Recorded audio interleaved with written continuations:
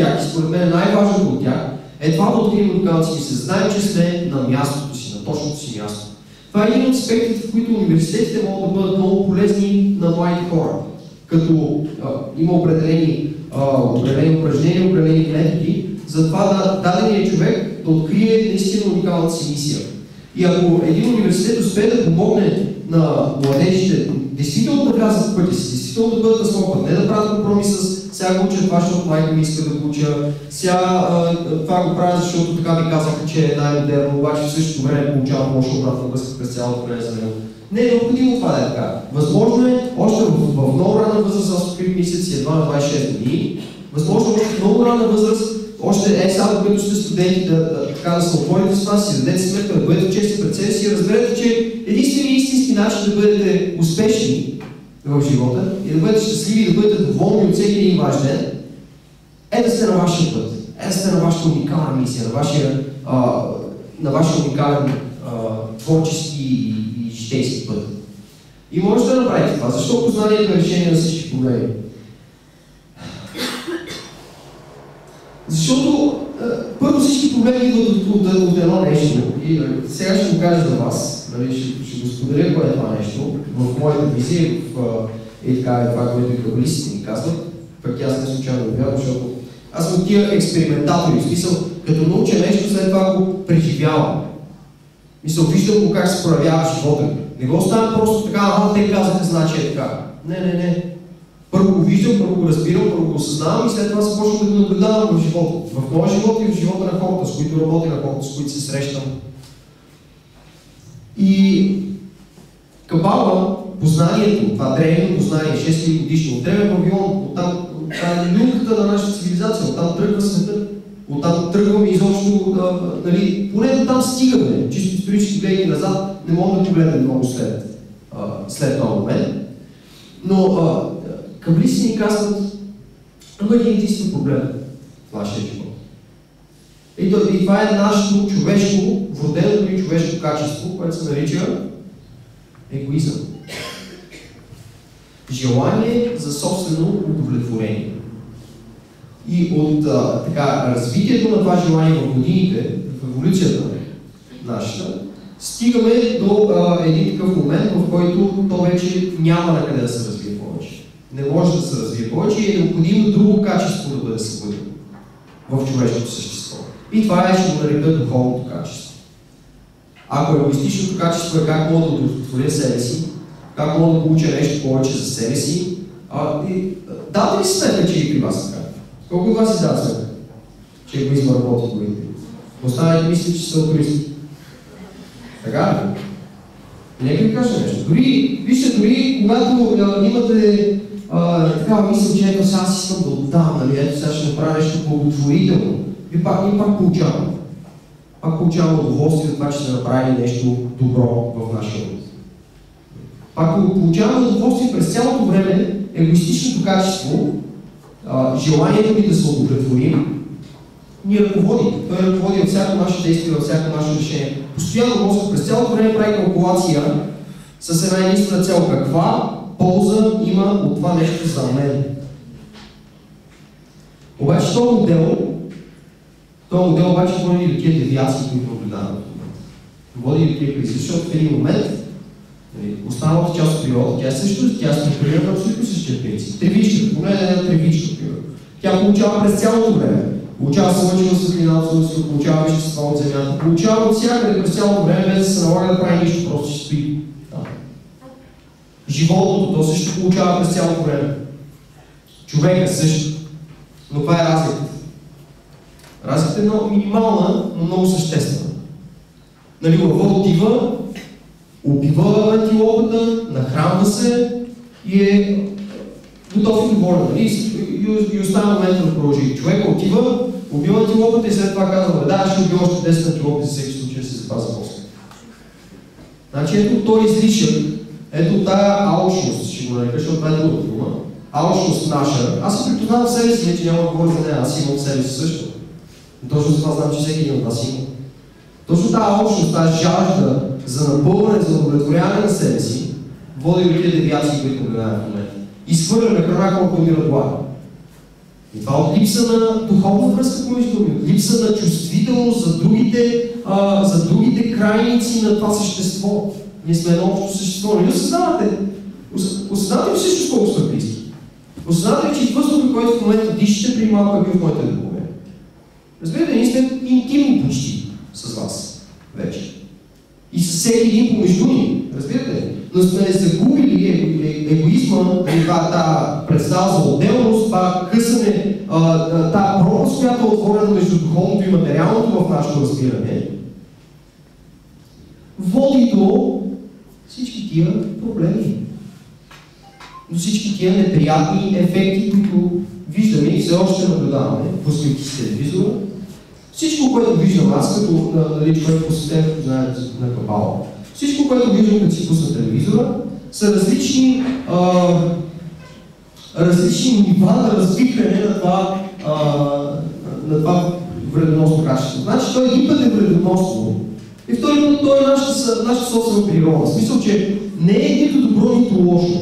Нали, горе-долу от нас зависи как ще го използваме и в каква посока ще му дадем тласък да се развива. И към момента то все още се развива в посока, която ни носи лошо. Представете ли си, представете си следната картинка. Значи тази егоистична картинка, всички я виждаме, всички я познаваме, гледаме от години, знаем много добре за какво става въпрос. Представете си сега следната картинка. Едно общество, което е изградено, настоящото общество, кой е най-високият критерий в настоящото общество? Кой има най-голяма стойност? Парите, нали? Точно така. Колкото повече получавам, толкова по-ценен съм аз. Нали така? Съгласен си? Нали така мисли настоящото общество? Така вярвам, че е истина.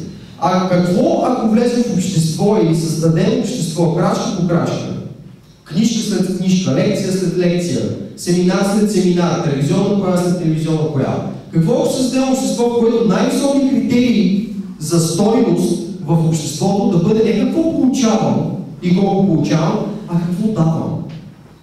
И колко давам, и колко отворен съм, колко помагам на всички останали. Какво всички ставаме и тръгваме в деня си с намерението, аз искам да направя някакво щастлив днес. Аз днес искам да помогна на някого, да свърша нещо полезно за някой. Ами какво го имаме 7 милиарда и всички те тръгват и стартират деня си с това намерение? Знаете ли какво имаме тогава? Ще ми помогна ли я? Благодаря. Имаме рай, очевидно. Рай на земята. Толкова просто. Толкова лесно. Само трябва да трансформираме едно намерение в друго намерение. Не са необходими нищо, всичко си е такова, каквото си е. Пак сме си хората, които сме си. Пак лекарите, пак си правят лекарските работи. Стругарите ходят си правят стругарските си работи. Но просто го правим с различно намерение. Трансформираме това намерение от егоистично в алтруистично. И това е голямото послание, което носи. Това е голямото послание, което носи с книгите си и с самия си живот, с всичко, което правя. Така е моята мисия. Да занеса това, да стигне тази дума, доколкото се може повече хора. И защото знам какво освобождение носи това нещо. Когато човек е вече на духовния път, когато човек разпознае своето взаимоотношение с Негово величество живота, с самия Творец. Колко от вас приемат съществуването на невидима по-висша сила? И пак добър процент. Добър процент предвид, че намираме се на място, където атеистичният светоглед е говоря с България. Е така дълбоко вкоренен, дълбоко инкорпориран в вярванията и в мислите на хората. Как се случва това? Много просто неврологът ни казва, че над 95% от всичките ни ежедневни мисли, действия, решения и каквото там изобщо си правим са автоматични. Те са предварително програмирани от средата. И тук сме на място, в България сме на място, където едни 45-50 години средата е програмирала страх от смисъл отдръпване от разбирането за присъствието на тази сила в нашия живот. Не, тук само партията е тази сила била. Партията е това, което са вярвали. Партията е това, което това е заместило религиозното преживяване в някакъв начин, по някакъв начин, в нашия светоглед. И сега изведнъж този сложен, който те тогава са имали и са вярвали, следвали, изчезва и България е изправена в ситуация, в която ние нямаме какво да вярваме. В същото време, нали, един път атеистичното разбиране от социалистическите години, втори път пък криворазбраното демократично разбиране, което, нали, всяка седнеш ще вярваме, каквото си искаме, ще правим, каквото си искаме, нали, едно противоречие такова се създава, което имат нужда и хората имаме нужда да компенсираме по някакъв начин, защото човек, ако няма вяра, той няма нищо. Независимо в какво вярва, нали? Един ще вярва в Бог, друг ще вярва в Вселената, трети ще вярва в науката, четвърти ще вярва в... Необходима е тази сила, тя е една определена вибрация, тя е изключително силна, изключително мощна и може да трансформира живота ви, вярата. Значи, какво значи вяра? Вяра значи да си въобразиш в ума си някаква несъществуваща картина и тя да се превърне в истина. Не. Вяра означава да разпознаеш това взаимоотношение в собственото си ежедневие, в собствения си живот, във всяко свое действие, във всяка реакция на средата. Защото на всяко ваше действие, нали знаете, средата ще ви отговори по някакъв начин. Това е обратната връзка в живота. И на колко хора обратна връзка, знаете ли какво означава? Обратната връзка е отговор на средата за нашите действия, за посоката на нашето развитие, за нашето поведение. Значи, когато имаме правилно развитие и предприемаме правилни действия, мислим по правилен начин, правилен, какво значи правилен? Правилен значи такъв, който е добър за нас. И за такъв, който ще ни донесе удоволствие. Това е правилен начин. По грешен начин, очевидно е всичко, което ти носи полка. Колко това си иска полка в живота си. Добре, ще получиш приятел в огромни загуби, що не желаеш. Неизместно, да. Но, нали, большинството от нас търсим удоволствието. Така че, нагласяйки себе си по такъв начин, вадейки от себе си такава вибрация, вадейки от себе си такава емоция, това е което предпоставяме за себе си. Та, познанието за тези древни принципи, то не е само кабала, те са и херметизма, има много изключително интересни принципи. Херметизма, чували сте за Хермес Трисмегист? Студенти, един е чувал, трима. Хермес Трисмегист е древен пак от тия години, пак от тия времена, преди 6000 летия, който е формулирал, нали, мъдрец, египетски Самони, и спорен също в други източници казват, че е спорен автор, нали, спорна представа за име. И формулирани са в херметизма ни основни вселенски принципи на взаимоотношения. Пак на взаимоотношения между нас и източника, между нас и средата. По какъв начин, какъв тип, според какви закони, както примерно ако сега скочим от тук ще падне и ще се препия, нали, колкото е спокоен. Колкото и да е вярвал в Твореца, в нашето взаимоотношение с едната с него, скочим от тук и ще стане долу на сол. Има и тия духовни принципи. Един от тях, между другото, е също принципа за карма, формулиран и при Хермес Трисмегист. Има и други принципи на привличане, закон за привличане, това гласа ще вярвате ли закон за привличане? Да, вярваш, но... Аз не съм село, ти ще дойдеш на семинари, ще разбереш. Има тайна отвъд тайната, но по-голяма тайна. Тайната не е ли са? Колко нас се гледа? Да ви обясна нещо за този филм. Не е индивидуалното съзнание това, което прави нещата. Колективното съзнание е това, което случва нещата. Колкото повече от нас са вярват в нещо определено и работят в някаква определена посока, толкова по-голяма шанс да се случи. Ако само аз сега не вярвам в нещо, шансовете са изключително нищожни. Има една много интересна книга, която обяснява това и тя е чисто научна, на професор Мит Гослами.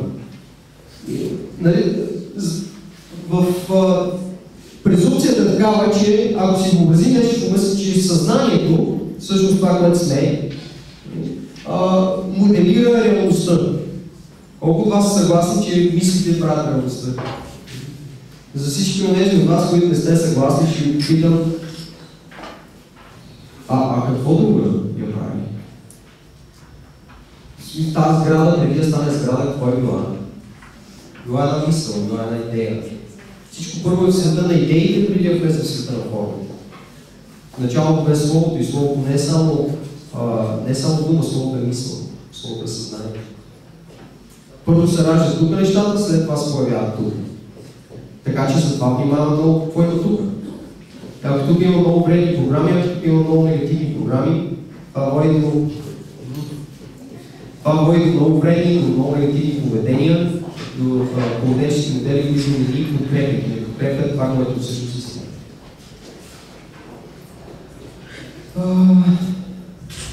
Когато добием познанието за тези принципи, за тези закони, за кабалата, за херметическите принципи, за ведическите принципи и така намерим едно свое разбиране и една своя способност да свържим това познание в едно, ние действително получаваме решението. Нещо повече, ние започваме да виждаме зад направлението. Започваме да долагаме процесите, които стоят зад това, което виждаме като физическо проявление. Започваме да виждаме човека зад лицето, зад маската, зад егото. Започваме да виждаме истината. Разбирате? Истинското. Искате ли видите истината? Да чувствате истината. Тя се страховита, така че не може. Страховита истината не е толкова, но пък е много освобождаваща. И не е дума, не може да бъде формулирана, това е много характерно за мен. Затова е толкова трудно да я разпознаем. Защото нашата култура си мисли, че трябва да формулира като закон.